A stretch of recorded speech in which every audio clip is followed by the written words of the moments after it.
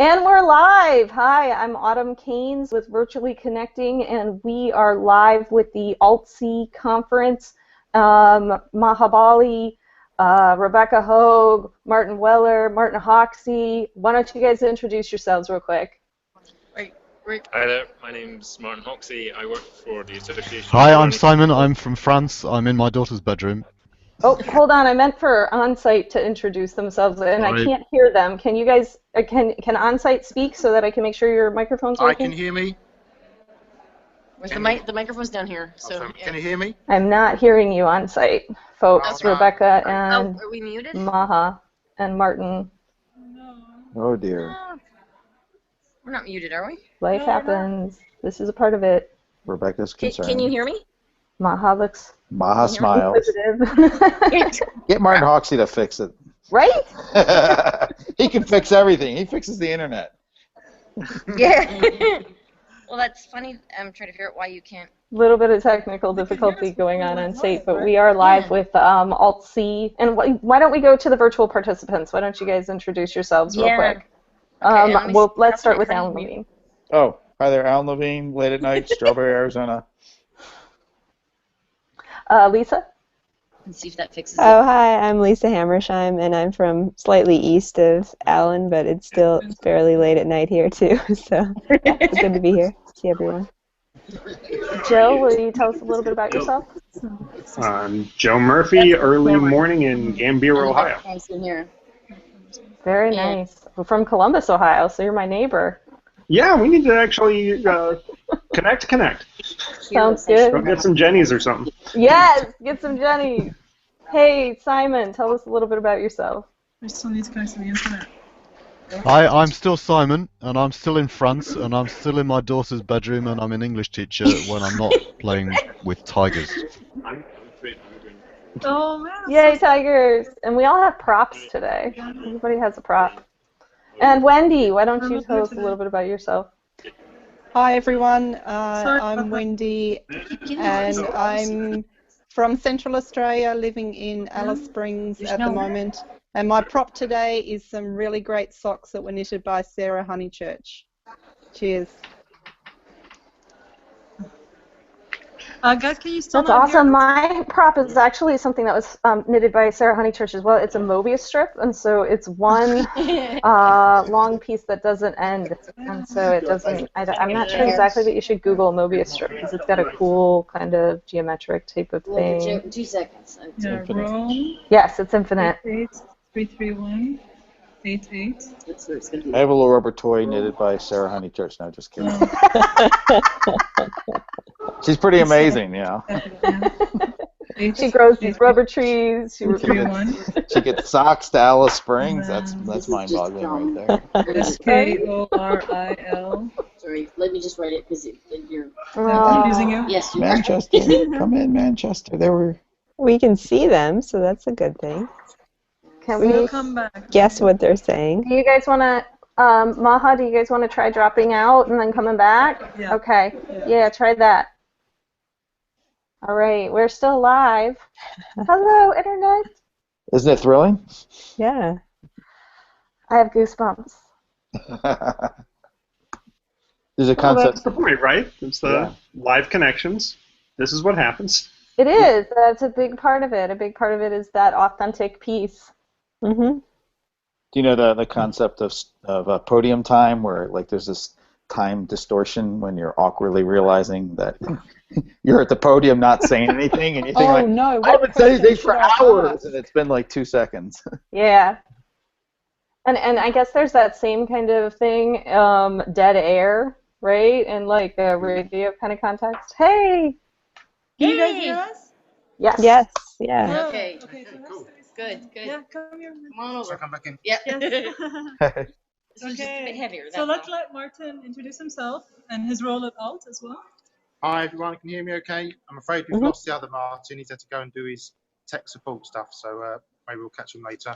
So I'm Martin Weller. I'm a prof at the Open University, and this year I've become the vice chair of Alt as well, which means I'm the chair in charge of all forms of vice. So it's brilliant, brilliant role. So yeah, it's good to meet up with the gang here. Thank you for being with us today. Can you tell us a little bit about ALT and tell us a little bit about your new vice chairship? How was that for you? I haven't actually been. So today there's the trustees meeting. That's where it becomes confirmed. So I don't know what it involves. But yes, the deal is you're vice chair, chair, president. Kind of what have you gotten yourself into, Martin? I know. I'm trying to find out. At some point, I've become financially liable for the whole of the ALT Association.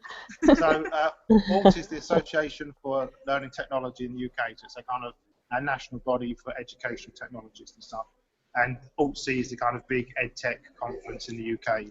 So I guess the equivalent might be sort of EdMedia in the US, that kind of thing. Maybe there's a book in it, Martin. Your next book will be about vice chair. How I became chair of vice.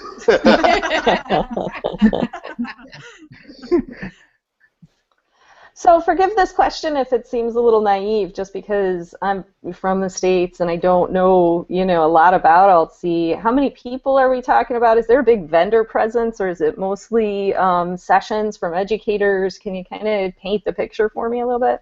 Yeah, so it's mostly sessions from educators, the usual kind of vendors here, so Pearson are here and stuff.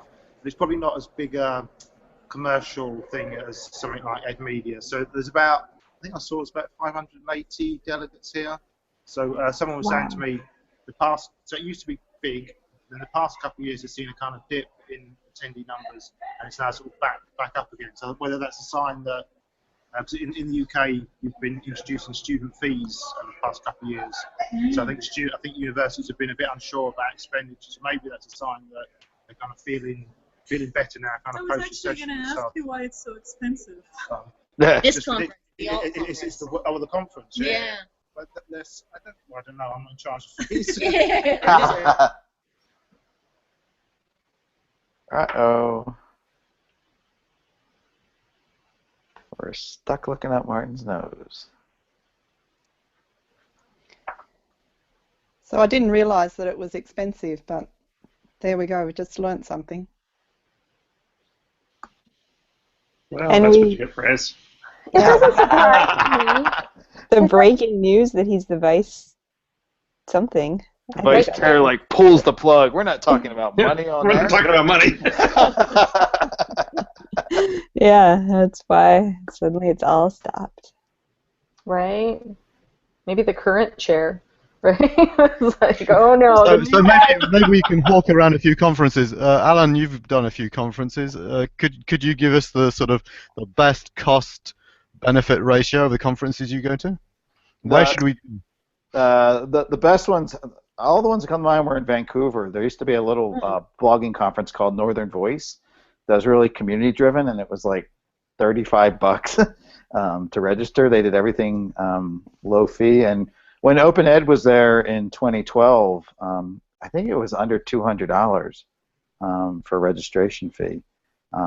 So when I work for New Media Consortium, I mean, it's this funny thing. I mean, there are a lot of costs that hotel costs are exorbitant, internet costs, EduCause, that's why the vendors are there. They're supposed to help bring that cost down. But I go look at EduCause, and it's like if you're not a member of EduCause, it's like $1,200.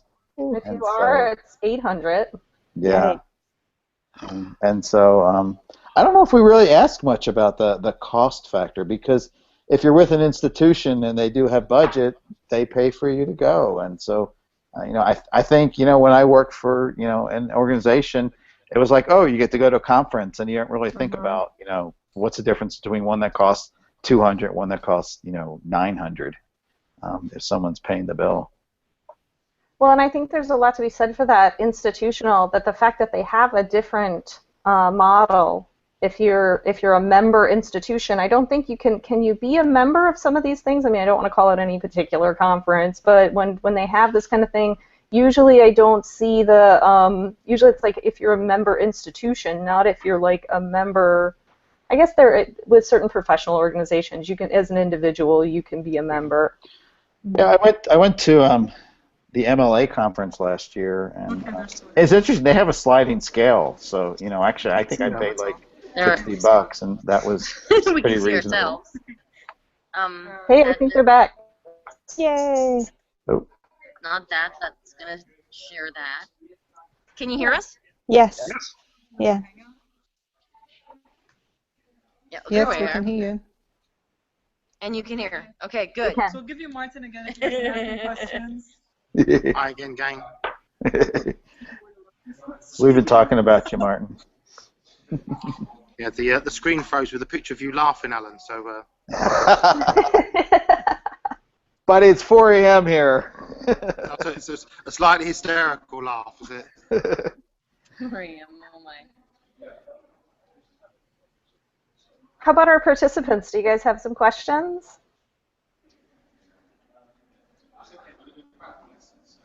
We were talking about costs before we froze up, and we continued that conversation a little bit. Martin, you were kind of in like the mid-sentence when that cut out. The cost of going to a conference? Yeah, so I think we're asking why this conference in particular is so expensive, and I didn't have an answer to that. I'm not in charge of costs. But I think it always is difficult to kind of manage those costs. I mean, I chaired a conference earlier in the year, the OER 15. I think we were a bit cheaper, but then it was only 2 days. As soon as you start pushing into 3 days, and there's meals and stuff, so it all racks up. But I think increasingly people are, it's not the case that it's not everyone who comes is a full-time academic. So finding other ways of allowing people to participate and different rates, I think, is going to be important because. I talk about kind of this idea of guerrilla research, which I think a lot of you guys do in a way. We haven't got that funding to do stuff, but also you're then cut out of the loop of being able. So guerrilla research is great; it's stuff you can do on your own with open data and stuff. But you also end up being cut out of the loop of being able to disseminate some of their findings if you can't get to those kind of conferences and stuff. So you need guerrilla research conferences as well. We need to create a fund. With potluck dinner. Yeah, that's right. Or a GoFundMe for guerrilla researchers, like a grant. Kickstarter. Crowdsourcing. Yeah. I love the idea of doing potluck Does dinners. anybody That have sounds like a lot of questions fun. for Martin, or can I ask him one? Go ahead, Maha. Can you hear that? We didn't hear that. Can you say that again? Go ahead, Maha. Go ahead. Okay, so I was going to ask Martin, because he's been blogging about personality and the role of personality in education. Yeah. I know the conversation has gone a long way. I really want to know where your thinking is at on that, and whether you think the impact of personality is stronger online versus in person, or. Okay. So I don't know if everyone's read that blog post of mine. So I was really just thinking through some stuff. So there's an interesting kind of, before I answer the question about personality. So as most of you blog, you're lucky if you get a comment. And I had something like 70 comments on this blog post, and I can't remember the last time I got 70 comments on a blog post. So obviously kind of other people were thinking about it too. And I think the reason it got comments was because I didn't know what I was talking about either. And I think people kind of respond a bit to that. I'm not sure about it myself, I'm just thinking it through. So what I was thinking about was, so I work at the Open University, and when I joined the Open University, we write distance education material. I was quite strongly told to kind of take your personality out of that writing, because for everyone who loves your personality, for other people it will put them off, and you're trying to write almost in a neutral tone. That doesn't mean it has to be really dry and boring, but so for instance, we were told don't use humour, because humour, what's funny to one person is off-putting to another. Yeah, and then so much stuff about context there. So I was writing about that, but I was thinking about how in many MOOCs there's a very strong sense of personality, and I mentioned RISO courses and DS106, and I didn't word it correctly, so I think people were saying that I was saying that they were kind of a personality cult thing. That wasn't what I was saying. In some ways, although I think in both those cases there's quite a strong sense of the founder's personality within the course. It's almost like the courses themselves have a personality, So DS106 is kind of very playful and exploratory, and it does have lots of humour within it. So the course itself has a personality, and I think in some ways for MOOCs to succeed, perhaps they do need to have that personality, because that's kind of what keeps you coming back. I mean, you lot are all kind of Rhizo fans, so there was something about that, the identity of that course that you connect with. But at the same time, there are lots of people who don't identify with that. So perhaps in the openness, that's not such an issue, because you can just go somewhere else. Right. So I don't. So as an example, I've run a master's course. I sent some students away to look at MOOCs, and I sent them to look at what we might call X-MOOCs like Coursera, and I sent them to look at DS106, and it was a really kind of mixed reaction. And lots of people come back. Some students gave up on my course and were complete converts to DS106. This is the only way to teach. I never teach, they'd seen the light kind of thing. And other people come back and said, I would hate to teach like that. I'd hate to study like that. It's not for me. It felt unstructured, felt lost, lonely, all those kind of things. So, which I think is fine. And the thing is, we can have a range of courses now. But so it's just, I was thinking through kind of what the personality was, and then loads of other people come in with much more intelligent comments on it. So I think the thing to read in that post is all the comments that come through, because a lot of people are following it through as well. What I like about what you just said now is that you sort of shifted it from personality to identity. Yeah. And that it could be the identity of a course or a community working within a course rather than the particular person who founded it. I think that definitely applies to DS106, because Jim doesn't really lead that all the time anymore. Yeah, so I think I mixed this up in the post. I think there are other MOOCs which are about the kind of rock star professor, as they like to kind of talk about, and that is kind of, or even getting film stars in there. So Matt Damon will be your guide through this Coursera course. Really? Yeah. So that which is kind of even stranger. So I'd rather have you, Martin. So I think there are these ones where it's kind of you're trying to fit the rock star professor, and I think that's a very strange notion. So that becomes much more about kind of power and stuff. But do you, Martin? Things that play into that. Then also, if it's a rock star person because they're nice, like Alan Levine, for example, because they're approachable rather than because they're up on a pedestal. Yeah. Like, how does that? Miles being controversial, saying Alan Levine's nice. I think we should just stop that kind of. I get no respect from any Martin. Aww. But no, I'm curious, because many people here carry this kind of banner from their participation in DS106 or Rise or CL MOOC, and I don't know, do you see that happening in Coursera or edX things? Do people kind of carry this affiliation of their experience after the course, or does that even matter? I don't know, actually. I think it's so, for instance, at the Open University, we have course codes, and they use like a letter followed by numbers, like T171, for instance. And so years ago, my colleague friend Tony Hurst noticed that students tended to put course codes in their email signatures, so they very much identified the courses that they had done, and we used that as the basis for creating a Facebook app so they could connect with other people. So I think people do have a sense of, I've done that course, and that partly begins to define who I am.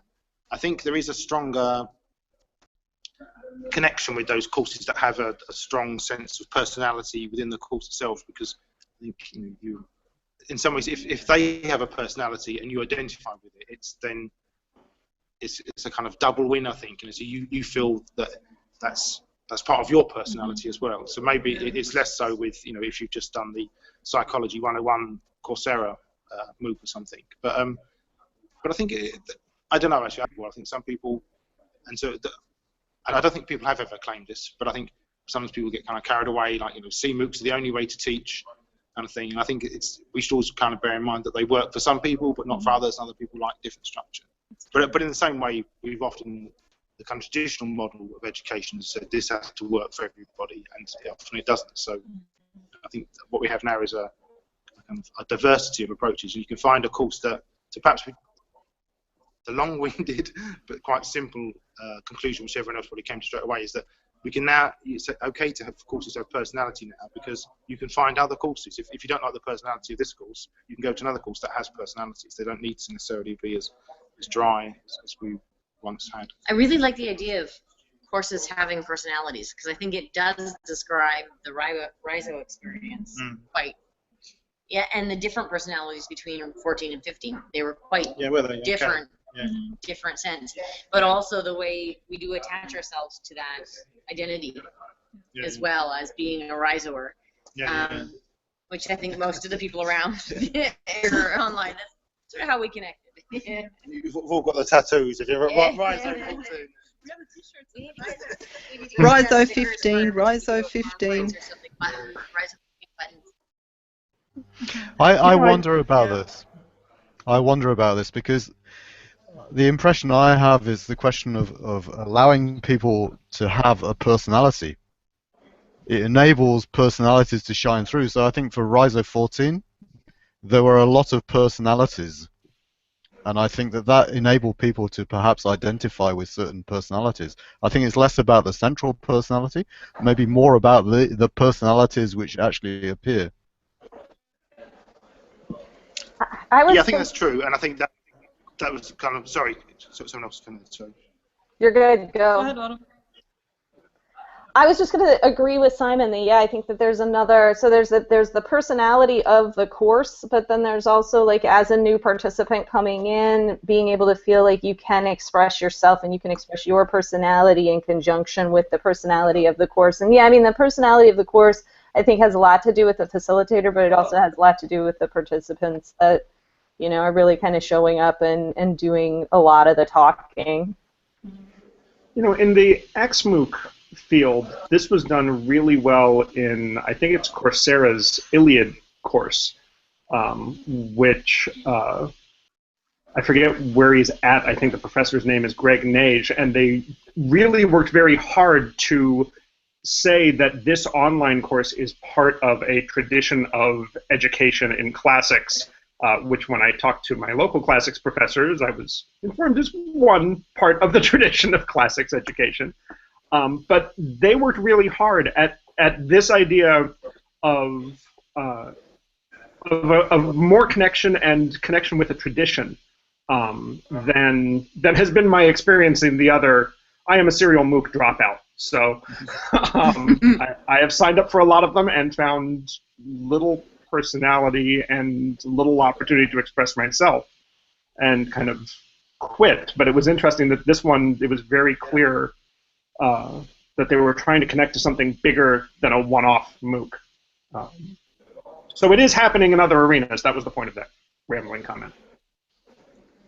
Yeah, and I think to go back to the earlier point, what I didn't word very well in the original blog post was that I was trying that it wasn't just the personality of the founder that kind of mattered. Although I think often that, if you like, that personality goes into the DNA of the course. I think there's more sort of points that there's kind of more ability to express that, I think, in MOOCs. But you're absolutely right. Then people come along around the course, and it's the students create, and each cohort is different.